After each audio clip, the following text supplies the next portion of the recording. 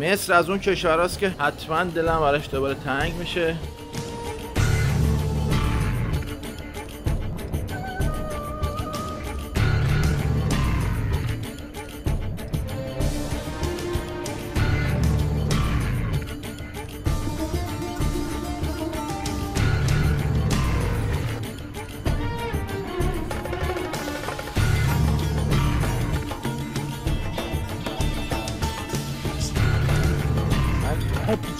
Ya Allah.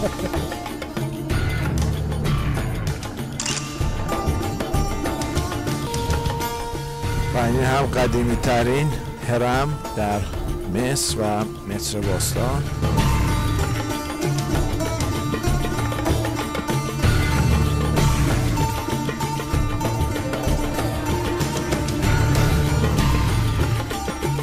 دهکده فرعون.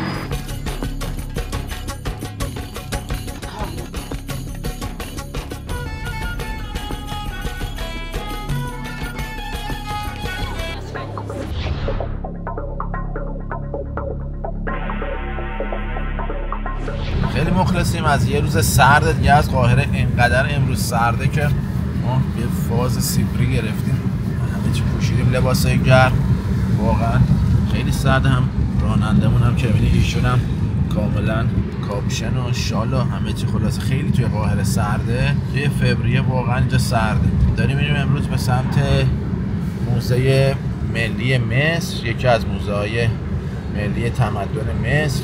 توی منطقه فسفات قرار داره این موزه که دیروز با هم منطقه فسفات رفتیم. یه موزه فوق‌العاده تاریخ مصر. اینجا به اون تالار مومیاییش معروفه، تالاری که اگه اشتباه نکنم تابوت رامسس دوم هست و مومیاییش. بریم امروز ببینیم اونجا چه خبره. اگه حدالامکان تا بتونم فیلم میگیرم که شما داخل کامل ببینید.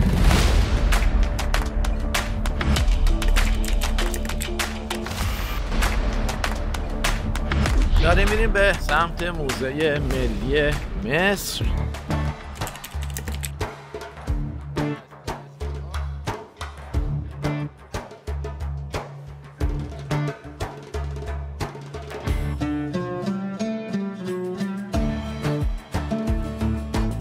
ورودی موزه، قسمت بازار موزه اینجا. این پایین یه قسمت داره که بازار یادگاری این چیزا میفروشن. بریم به سمت خود موزه اصلی.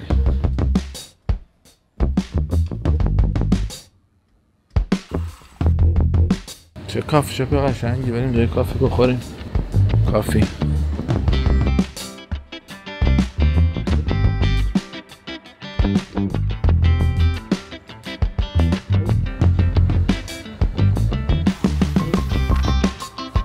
چه نمای قشنگی داره از اینجا به نیل. این موزه دقیقا کنار نیل واقع شده. خیلی قشنگه، نمای قشنگی داره.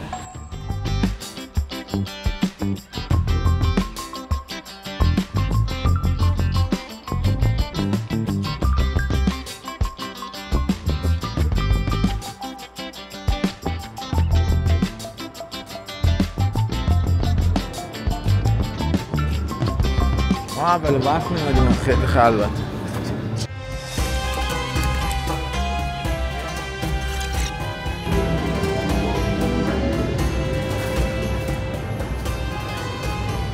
اینجا حالت رود نیل درست کردن با اسکرین. زیر پامون یعنی رود نیله. داخل اینجا هم فیلم برداری ممنوعه. اینجا موزه مومیایی فرعونا بود. اجازه تصویر برداری نمیدادن ولی خیلی قشنگ بود، یعنی فوق‌العاده زیبا. و مومیایی رامسس بود، رامسس 1 تا 8. خیلی مومیایی قشنگ اینجا بود، ولی خب متاسفانه اجازه فیلم برداری به ما ندادن. بریم طبقه بالای موزه رو با هم ببینیم. یه موزه دیگه قبلا ما رفته بودیم اینجا، ولی یکی خیلی قشنگ‌تر بود. نظراتش هم خوندم، اینجا رو همه دوست داشتن، فوق‌العاده بود. خاصه اون قسمتی که تابوت‌ها و مومیایی‌ها بود خیلی قشنگ، فوق‌العاده. امیدوارم خودتون تشریف بیارین و خودتون ببینید از نزدیک.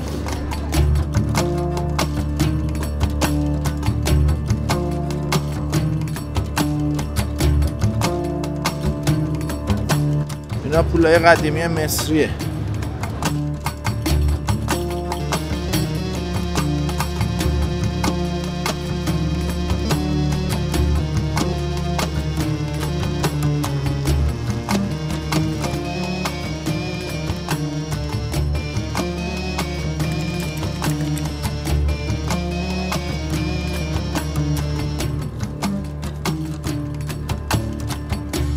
این قسمتی که ما الان پایین بودیم و اسکرین داشتن مثل رود نیل.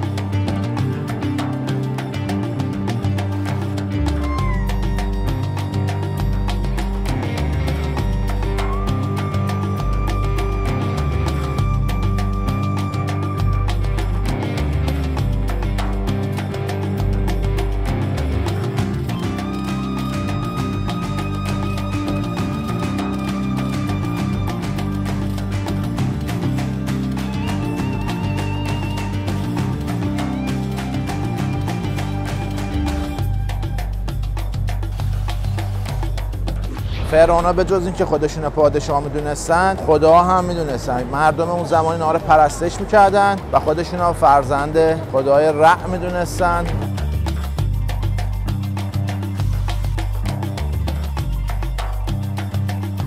خب بازدید ما هم از این موزه تموم شد. واقعا یه تجربه خیلی عالی بود. خصوصا اون پایین، قسمت پایین که فیلم برداری ممنوع بود، مومیایی‌ها رو گذاشته بودن. من پرسیدم، گفتن داخل این مومیایی‌ها برای اینکه برای مدت طولانی بمونن یه مدل نمک بوده استفاده می‌کردن، عسل و چند تا چیز دیگه. داخل بدن‌ها رو کاملا تخلیه می‌کردن به جز قلب و این مومیایی‌های 4000 ساله و 5000 ساله اینجا به معرض نمایش گذاشته شد. خیلی تجربه خوبی بود. امیدوارم شما هم تشریف بیارین و خودتون از نزدیک ببینید. بریم به سمت درب خروج.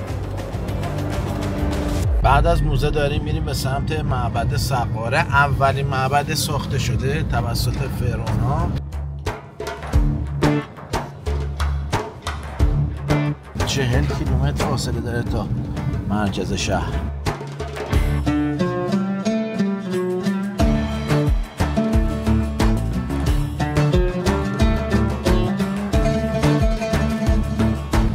بریم به سمت قدیمی ترین اهرام قاهره در منطقه سقاره. تیکت این معبد رو بخریم. از اینجا هم تقریبا پیداست اون معبد.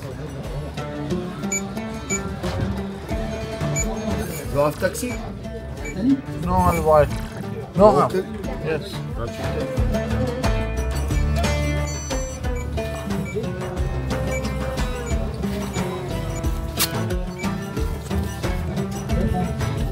Thank you. خب بلیتمون رو گرفتیم.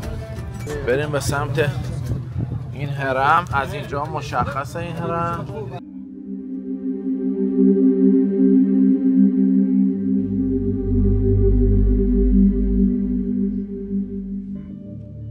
سردم هست، یعنی واقعا توی قاهره خیلی سرده، همه کاپشن پوشیدن.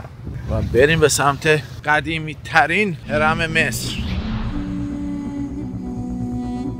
خیلی شوق دیدن این هرم رو دارم. دوست داشتم من پیاده این مسیر رو طی کنم، با اینکه ماشینم هست. خب ما در ورودی که تیکت گرفتیم از این قسمت داریم میریم به سمت هرم تا اون بالا از اون ویو پوینتش ما کامل ببینیم.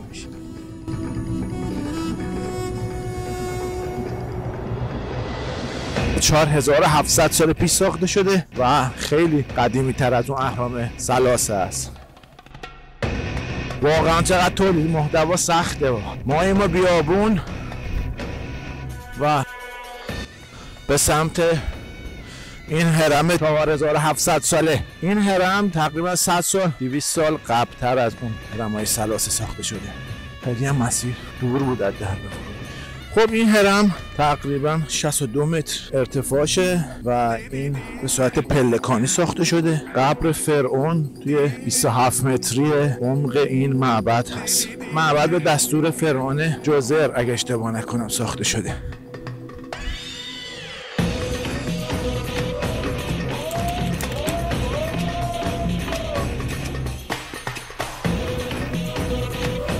سلام علیکم.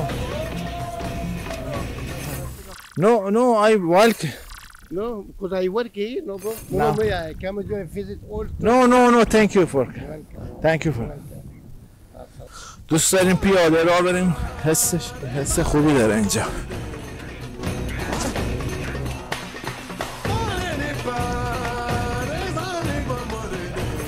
السلام علیکم.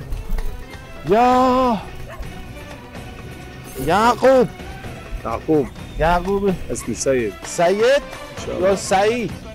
سيد سيد سمين سعيد. انت معقوب. انت منين؟ ريحانة. منين كفرم؟ ايران. نجاتي انجليش يعني نجاتي دي سيم مبارك نجاتي مبروك. ها مبروك. حبيبي الف مبروك. انا جمل نويز والك. take a picture. No need. هي Picture? Okay. Me and Mr. يعقوب and سيد. سيد شكل يعقوب نبیه. شيخ العرب. شیخ العرب. خدا بخیر کنه. يدك. یه $10 افتادیم ولی طول نیست. یا الله. شکرا. حط شلدك. یا الله. بسم الله الرحمن الرحیم. Where come from? إيران yes. Thank you. افتادیم تو تله دیگه.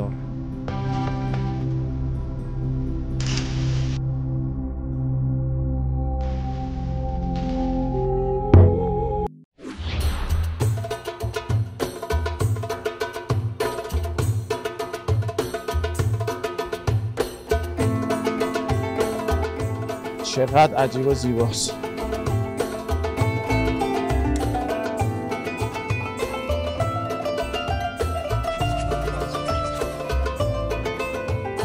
بکنم اونجا ورود به اهرام بوده. ورودی اهرام بریم ببینیم.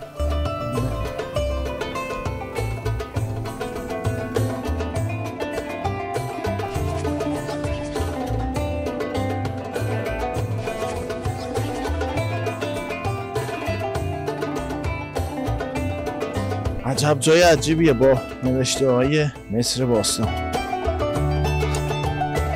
به نظر من اینو باید حفظ بشه جلوش اگه بتونن ببندن که کسی بهش دست نزنه. خیلی عالیه. حیف این میراثه. یه سری پرنده من اینجا میبینم مثل جغد، مثل گنجشک، عقاب. یه فرعونه. خیلی قشنگه. ببینیم اگه بشه بریم داخلم بریم اینجا رو با هم چشمش کنیم.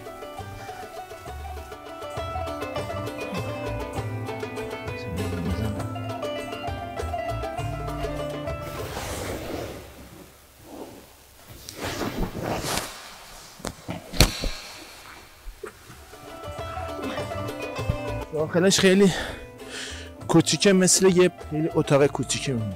حس حال عجیبی داره.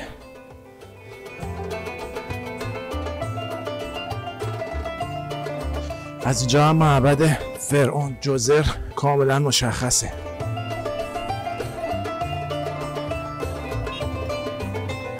اخوی What is this here? قبرستانه؟ قبرستان؟ اینجا قبر مردمه. عادی بوده در زمان. پس منم اشتباه گفتم. آره اونجا اینا داخلش قبره.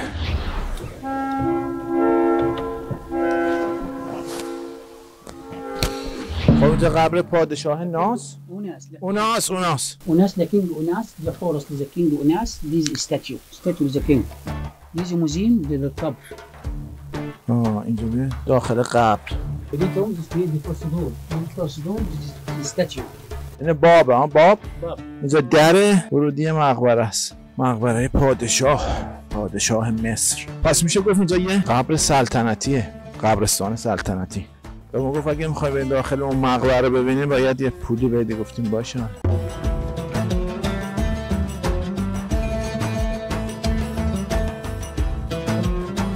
دیگه اینجا مقبره یه پادشاه دیگه است که 25 ها داخله Is the king is Unas. Is inside this pyramid is the king Unas. This tomb is tomb للبيبي. از مقبره البيت البيت اللي هي بيت؟ المدفن بتاعهم المدفن. دي اللي تنزل الكينج. which king كينج ميحو كينج أوناس. اوناس أوناس is the king. اینجا میگه مقبره یه پادشاه اوناسه این باب فرس دول الأب. This is الأب is the king is أوناس. Is inside is a shaft. Stone is a statue. Statue is a king. اوکی میگه که اینجا پادشاه به صورت ایستاده مدفونه اینجا هم ببینیم با هم وای خدای من مصر یک ماه باید مصر باشی تا بتونی کشفش کنی نه یک ماه هم کمه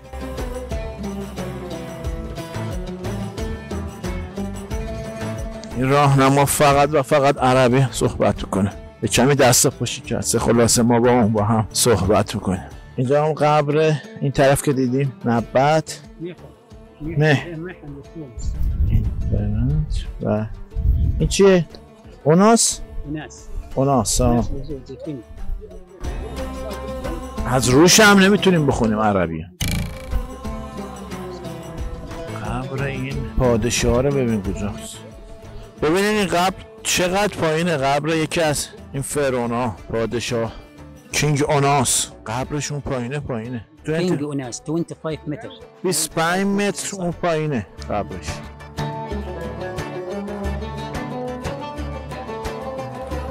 Which king? King برنسیس ادون دیگه اینجا قبر ورسیس ورنسیس اینجا هم قبر ورنسیس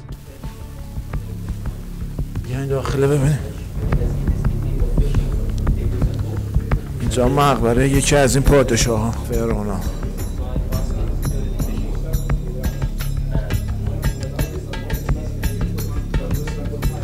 نمیدونم اینجا خونه بوده یا مقبره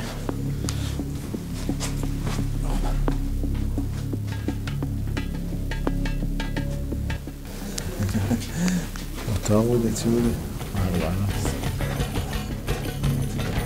جایزه همونجا این هم یه اتاق دیگه است مثل همون قبلی است دوتا و تو اتاق داره نمیدونم اینجا خونه بوده یا الان آرامگاه شده چی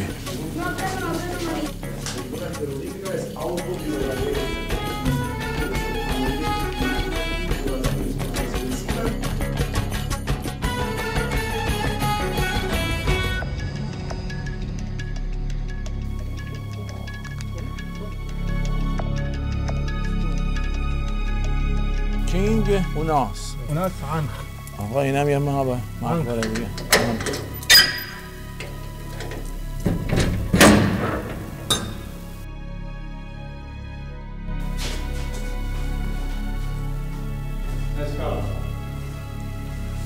Where is مدفون مومی داون هنا بدون آقا اینجا میگه مدفونه مدفون ورا الباب تحت این پا ورا الباب كروز داون شافت ديس خرطوش زين وناس چقدر قشنگه نو تاتش اوکی لوك كذا طلع Sorry for touching. اوکی راست میگه دیگه اینجا چه تاریخی اگه بخوان همه تاچش کنن که دیگه از بین میره.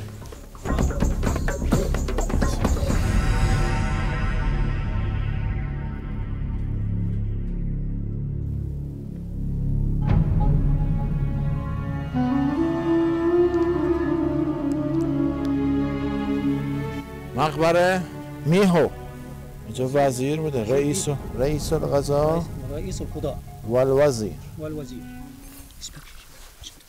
Say 100 Why? No, stop. I have a full ticket. No, Face. مرحبا, welcome. Me welcome.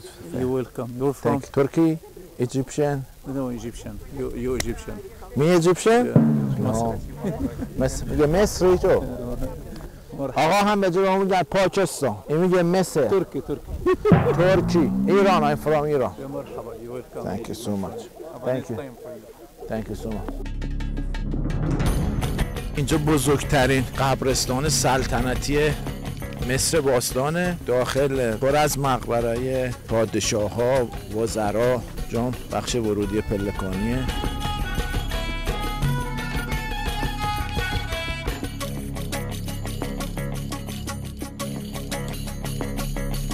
اینجا پر از تونل‌های سنگیه که همش تراش خورده و به صورت زیبا.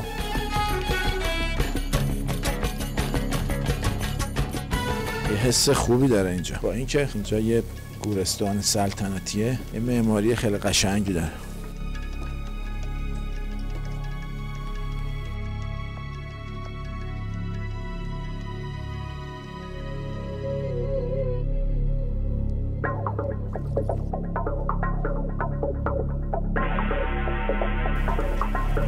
و این هم قدیمی ترین هرم در مصر و مصر باستان.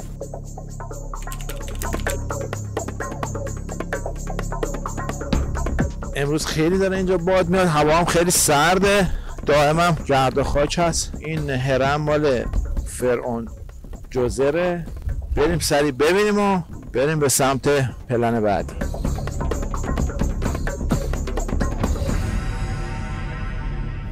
اینجا توسط یکی از مهندسان به نام ایموهتپ، اگه اسمشو درست تلفظ کرده باشم، ساخته شده به دستور پادشاه جوزه.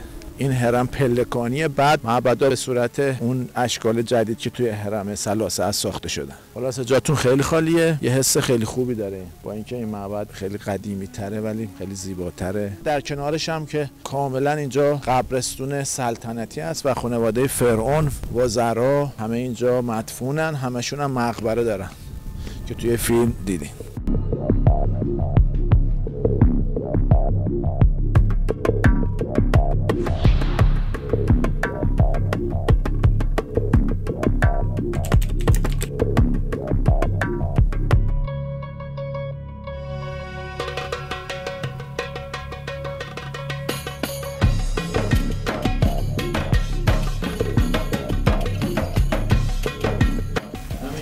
مقبره خیلی کوچیکیه.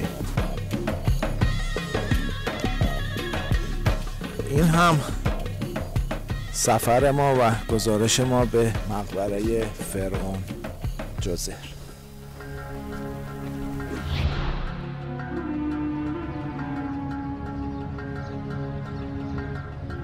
داریم میریم به سمت برج قاهره، بریم ببینیم اونجا چه خبره و تو فیلم میگیرم. برج قاهره داخلش رستورانه، میتونیم بریم بالاش و ویوی رود نیل داره ببینیم. یه سری رستوران داره قشنگه، با هم دیگه میریم.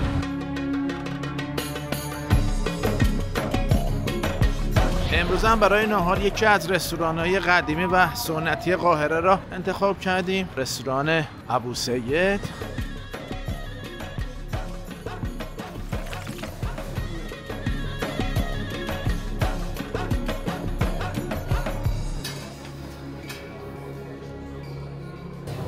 اینجا یه رستوران مصریه با دیزاین مصر قدیم، خیلی خوشگله. این هم منوشون. باید منتظر باشیم، ده شلوغه.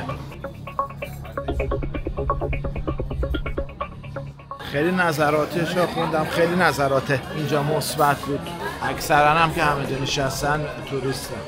خب نوبتمون شد بریم ببینیم کجا رو بهمون. ما برای استوارت یه دونه سوپ عدس و یه دونه سوپ مرغ سفارش دادیم. غذای معروف اینجا کبوتر کبابیه که خب من اون سفارش ندادم چون دوست ندارم. یه غذایی که سفارش دادیم میکس گریل، اینجا هم مرغ و برنج، اینم نمیدونم چیه و نون. کلا این رستوران به غذای کبوتر کبابی معروفه، ولی خب ما دوست نداشتیم و همین مرغ و گریل دیس گریلش سفارش دادیم. جاتون خالی.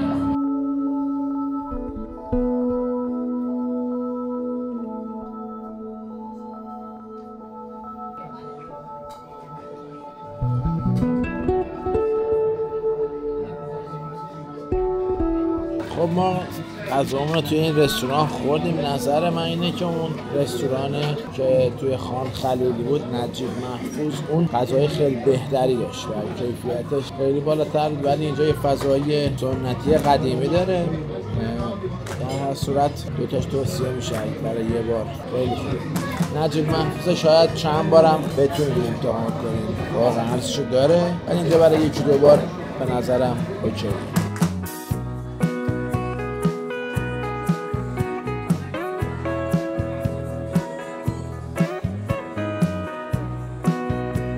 نهار امروز ما تموم شد. بریم به سمت بیرون. خیلی هم صف طولانی داره اینجا. نظرمو گفتم سر میز. به نظر من رستوران نجیب محفوظ بهتر از اینجاست. اونم یه فضای سنتی داره. 1560 پوند مصری هم نهار ما شد. خیلی مخلصیم. خدا حافظ. خب در آخرین شب قاهره اومدیم برج قاهره، همین برجی که پشت سر من میبینید. اینجا هم رستوران داخلش هست، کافی شاپ و آفیس، همه چی داخلش هست. بریم داخلش ببینیم چه خبره. بعد از بازرسی بریم تیکت بگیریم که بریم داخل. یه سری کافی شاپ رستوران اینجا هست، بالا هم رستوران هست و بیشتر این برج مخابراتیه. برای خود لوکال ارزونتره، برای توریستا گرونتر. 2 تا بلیت گرفتیم به 700 پوند مصری برای دیدن این برج.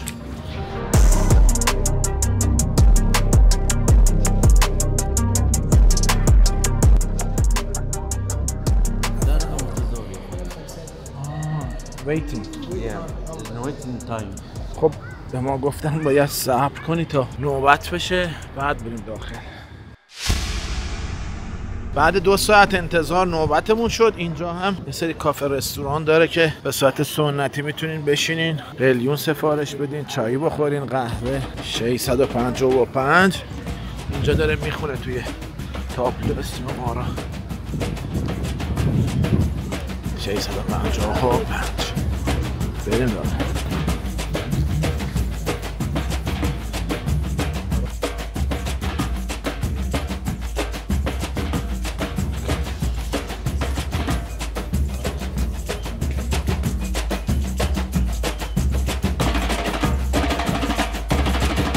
منتظریم تا آسانسور بیاد پایین بریم این بالا ببینیم چه خبره. ارزشو داشته 2 ساعت منتظر بودیم.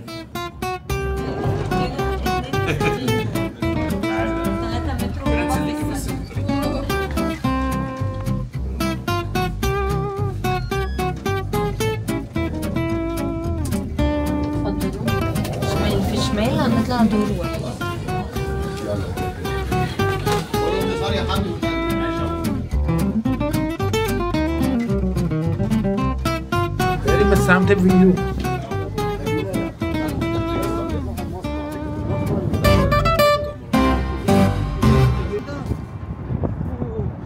این نمایی از قاهره، نمایی از قاهره سرد، خیلی سرده. ما اومدیم در بالاترین نقطه برج.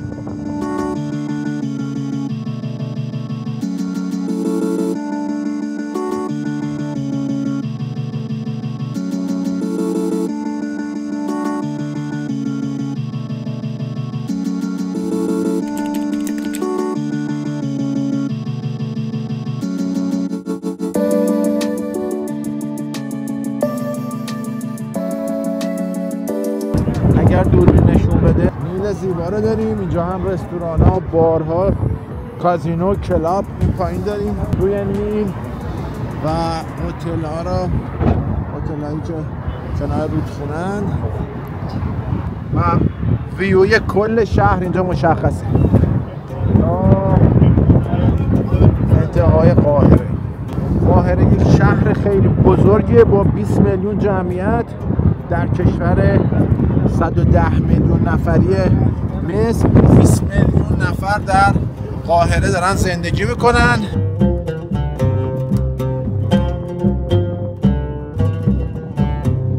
اینجا هم یه کافی شاپ داره این بالا، اسکای ویو. به نظر من ارزش 1-2 ساعت وایسادن نداره، خیلی جالب نبود.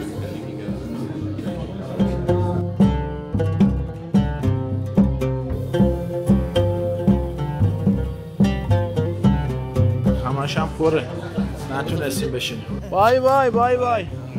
ویدیو آقا 3-4 تا دوستم پیدا کردیم، خداحافظی با همون کردن. از برج قاهره داریم خارج میشیم، خیلی به درد جنگی به دل نزن. I recording a video for Burj Al Khalifa, Cairo Tower, but normal. Yes, there is nothing like you expected more from that tower. In Dubai is good tower though. Yeah, Burj Khalifa is so big. Oh, so Sky big. Tower, yes, Yeah. yes. This is 70 floors only. In Burj Khalifa it's 186 Ah, floors. yes. Goodbye. Goodbye. Nice to meet you. Goodbye. Bye. آقا ما می‌خواستیم نظرمون رو بدیم، چند تا دوستی هم اینجا پیدا کردیم. این برج اگر انتظار اون برجای امارات رو دارین ازش، اینجا اونجا نیست، ولی یه تجربه خیلی کوچیکی میتونه باشه. اینجا کنار رود نیل، اگر میخواین یه زندگی شبانه رو تجربه کنین و رستوران، کلاب، کازینو، همه اینا کنار رود نیل هست. این کشتی‌ها همش رستورانه، حتی یکی هم اونجا بود با بار، استاربکس، کلاب، همه چی. میتونین برای تایم استراحت بیان اینجا. خلاصه جا آزادی اوکیه. و من سوالم کردم برای ماه رمضان که هفته دیگه ماه رمضانه، گفتن اینجا بازه، فقط کازینو رو گفتن بعد از افطار باز میشه. از این کشتی ها هم خیلی البته اینا به صورت ساکن اینجا هستن، حرکت نمیکنن. رستوران، بار، کازینو، این چیزا هست داخل. یکی هم پشت اون خیلی معروفه، آخرش فقط میدونم که 911 تکش 1901. اینجا هم رود نیل زیبا. اینجا به ما گفتن دیسکو 12 باز میشه تا 7 صبح. عمر خیام.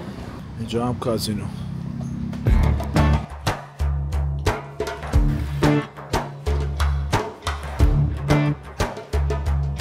تا جایی که بتونم فیلم برداری میکنم، ولی خب میدونید توی این محیطا فیلم برداری ممنوعه. بکنم تا اینجا آخرین جایی باشه که بتونم فیلم برداری کنم. اینجا رستورانش برگرده و اون طرف هم اینجا هم اینستاگرامشون هم گذاشتن.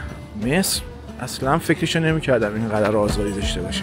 خب امشب تور کشتی کروز ما رزرو کردیم، داریم میریم به سمت کشتی. این هم کشتی کروز، بریم داخل.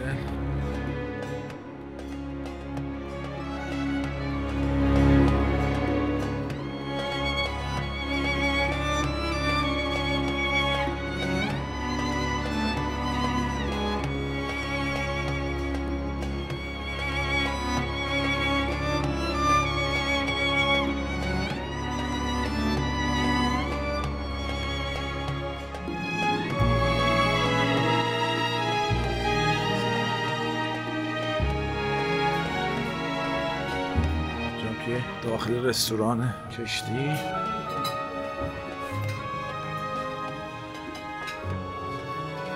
این هم نمایی از نیل زیبا در کشتی کروز.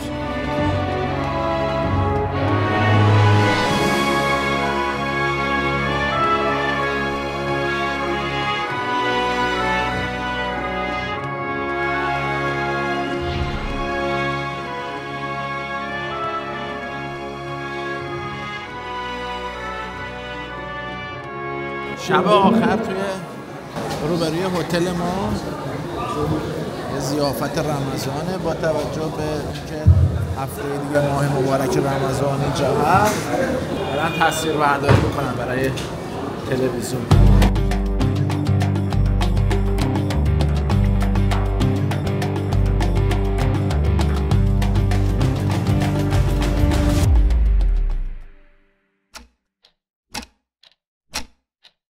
خب این هم روز پایانی سفر ما در قاهره. الان ساعت 6 صبح.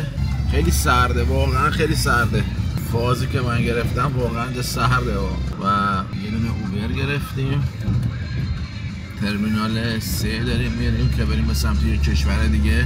با این بنده خدا صحبت کردم رانندمون، گفت ایرانی هستیم و گفتیم آره شعار به خوبی میشناخت. اینجا کل مردم قاهره با ایرانیا واقعا خوب برخورد کردن و خیلی خوب بود. یه حس گرم و یه حس دوستانه بین ما و اونا رد و بدل میشد.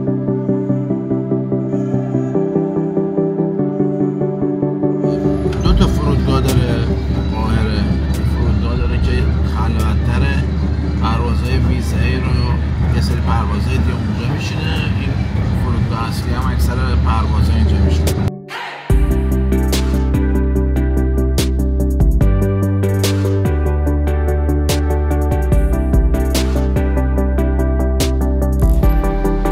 فرودگاه قاهره اینجا ترمینال تری.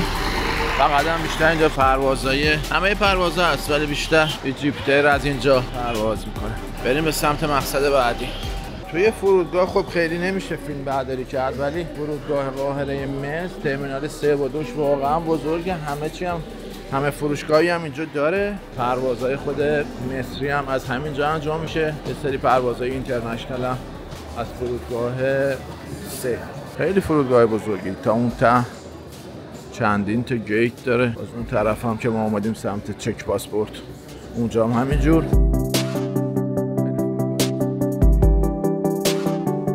یعنی من مصر رو دست کم گرفته بودم. امیدوارم مصر ما رو ببخشه و دوباره ما رو بطلبه. پرواز حجاج. مصر از اون کشوراست که حتما دلم براش دوباره تنگ میشه. خیلی زود دوباره برگردم. مردم خونگرم، خیلی ارزون بود واقعا. یه رستوران بری فوق العاده ارزونه نسبت به کشورهای دیگه. یه موضوعی که خیلی توی قاهره اذیت میکنه این پول گرفتنهای دائم و مکرر افراد، خصوصا افراد مثل نمیدونم حالا اسمشون رو باید بیارم توی دور بیان، افراد مثلا که توی فرودگاه کار میکنن. افراد حتی اینجا داشتن کیف منو میگشتن و من گفتن که گفت پول تو کیفت داری؟ گفتم آره مثلا به من بده یه پولی خیلی راحت. اما اینجا توی فرودگاه زده که اگر این موضوع رو دیدین میتونین گزارش کنین. یعنی اینقدر هست که اینجا شماره تلفن برای گزارش هم گذاشته. خیلی اذیت کننده است این موضوع. هم یه فروشگاه خوشگل دیگه، آجیل و شیرینی و این چیزا داره.